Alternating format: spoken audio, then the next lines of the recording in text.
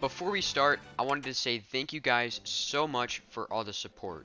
My first video hit 40 views in under 24 hours. That is insane to me, so thank you guys so much. Now, Super Mario Odyssey has some incredible places to plan on your journey to save Princess Peach. However, not all can be said the same. Some are not fun, terrible even, but I decided to rank every kingdom in the game and was somewhat easy but actually hard to do at the same time. But no more talking, let's rank these kingdoms from worst to best.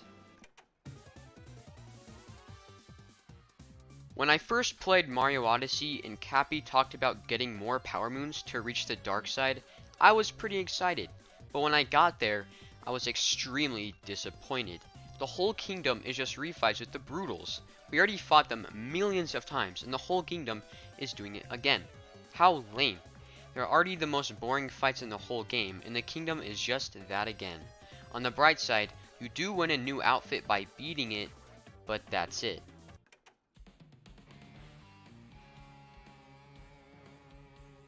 I struggle to even think about what to say about this kingdom. Despite fighting Bowser here, it's just a plain old cloud afterwards worth 4 or so power moons to get. There's almost nothing to do here, it blows my balls. It's boring and somewhat lazy. And that's really all I have to say about this one.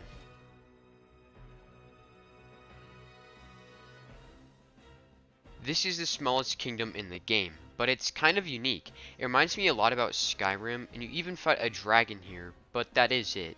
But it's still way better than the Cloud Kingdom and the Dark Side of the Moon. Also, the dragon does not look like it belongs in a Mario game, almost as if he came right out of the Elder Scrolls. But it's short, so that's pretty much it. Some of you may not agree with this one, but I gotta say, I'm not a fan of Mario World / levels that are made of lava, and the Luncheon Kingdom is just as bad and annoying as the others. However, I won't lie, this kingdom is pretty creative. Everything here is made of food. The rocks are made of cheese, platforms are made of eggplants, corn, salt, and other foods, and the lava is made of Pepto-Bismol. Some enemies here are somewhat food related, as there are flaming tomatoes, and the Hammer Bros have chef caps and throw pans. And this world even has a volcano, and at the top of the volcano is a massive pot with the big luncheon soup. Despite me hating lava levels, this level is pretty fun, turning into a lava bubble and cruising around the hot and spicy Pepto-Bismol, but honestly, that's all there is to say about this kingdom. You may think this is too low, but let's be honest, was there really much to even do here? It's kinda cool with all the low gravity and floating around in space, and even fighting aliens, but overall it's pretty short, and like I said, I don't like lava levels in Mario levels. And when you go to the core, there's a lava section, but the ending here when you fight Bowser is so much fun and carries the whole kingdom. And climbing the church is also pretty fun, and taking a flower to run super fast around the moon is also quite fun, but it's short, and so that's pretty much it.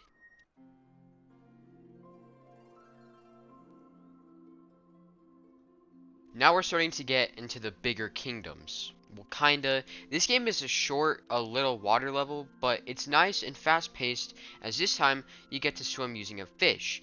And the ruins here are fun to explore as well, as there are huge domes with mermaids and it feels like Greek mythology in a way. Also, for some reason, you can turn into zippers to reveal usually hidden areas, which is a little strange, but you can also go fishing here with a Lakitu.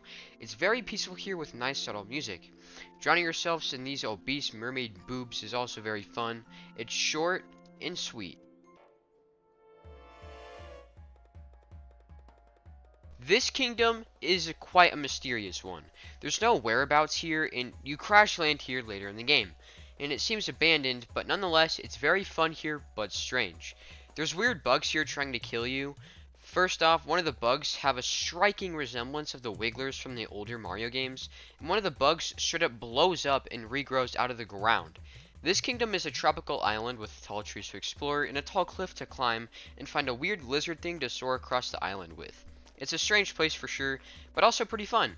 One of the toads makes a store here for some reason.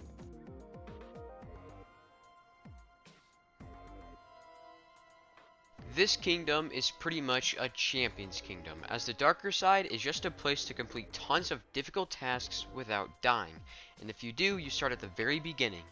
So you have to be a king to beat these challenges, as it's very long, and you have to do it all in one go. It's actually pretty nice to have a challenge like this in a Mario game, as they're usually very easy.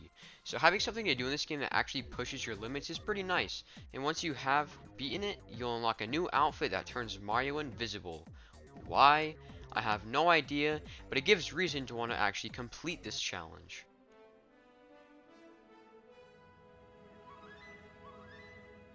I wish I could put the Wooded Kingdom higher, but there are a couple issues with this kingdom. For starters, if you fall off a cliff at certain parts of the map, you fall into a den with a T-Rex, and the only way out is to find a seed and plant it to climb out.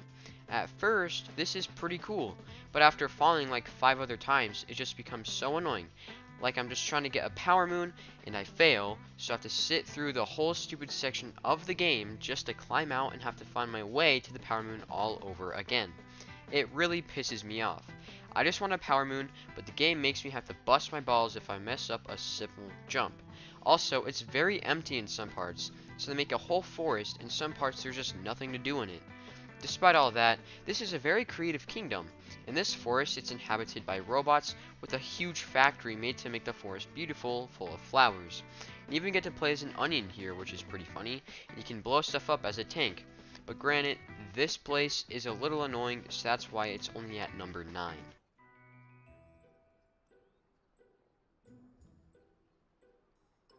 Cap Kingdom is very generic and doesn't really offer too much, but this kingdom is the perfect intro to Super Mario Odyssey, and better yet, it's a pretty big kingdom too, so there's lots of pretty well hidden power moons to find. And the small little town gives a nice sense of quality of life, and this place does a good job of teaching you how Mario Odyssey will play out. It's a nice hook to keep people playing when they first try it out, but due to its pretty simple design, there's not really much to talk about.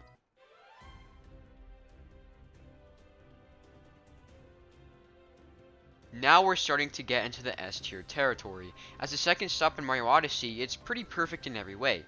Cascade Kingdom truly shows that this game will be pretty creative, as this is just a normal grass level, but has a prehistoric sense to it by adding fossils around everywhere you go.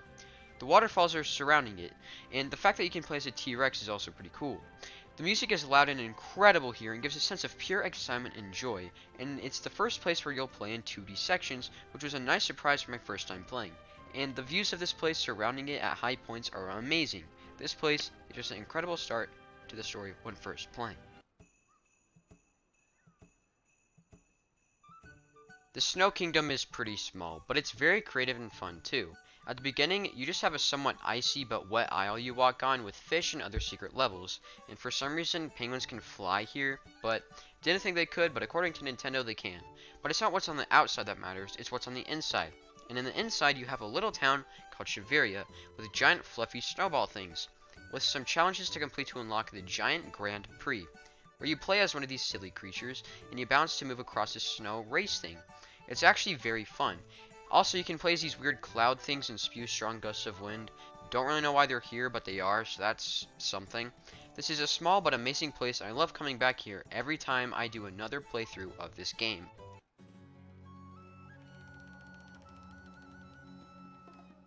The Sand Kingdom is massive, and for a sand level, it's so much better than you would think. Desert levels aren't usually my favorite thing ever, but here it's actually pretty amazing. This time around, the desert was being frozen up, and you have to warm it up again. And there's a little town with these skeleton people, and they have the coolest looking town ever. And you get to explore these ancient ruins here, which is always a fun time. And you get to turn into these weird golem things that look really derpy. Don't know why they're here, but oh well. And this desert is massive with so much stuff to do in it. Now, with such a big area to explore, normally I would hate it. But you can ride a thing called a jacksie to blast through the desert and reach your next destination quickly, rather than a long run there. You will definitely spend most of your time here in this kingdom.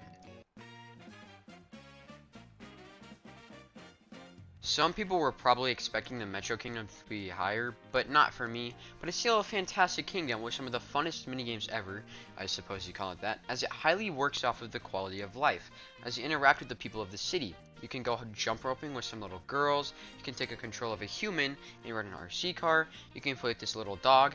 You can even ride a moped, which is sick. And of course, the best part of the kingdom is going to the festival. It's so much fun to attend with decent music, I guess, but fighting Donkey Kong is always a fun time. And flinging yourself from building to building is a breeze and fun.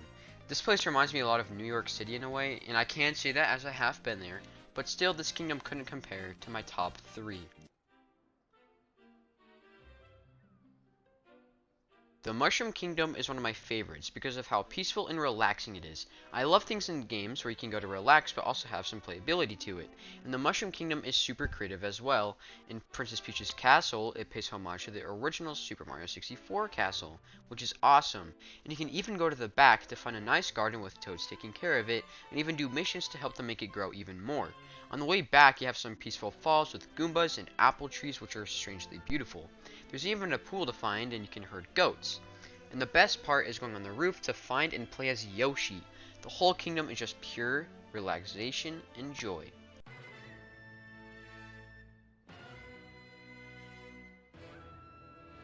When I first played Mario Odyssey and made my way to Bowser, I was expecting a pretty generic lava kingdom like every other Mario game, but instead, Nintendo delivered us one of the most creative, most epic Bowser's Kingdoms ever. And I'm not saying castle because can you really even call this place a castle? The kingdom takes place in a Korean-like towers, split into different sections all around this big, massive tower, as colored smoke covers the whole world. This place is nothing short of pure awesomeness, and jumping from rooftop to rooftop while having samurai armor on, while making your way to Bowser's big epic building with a huge flaming statue of his head, is the perfect way to catch up with Bowser. And despite Bowser with his big mean side, it shows that he has a peaceful side too, as eventually you'll find a nice peaceful shop with cool statues and a neat little hangout area. This place is just so cool, and I really hope when Super Mario Odyssey 2 comes out, they do something like this again.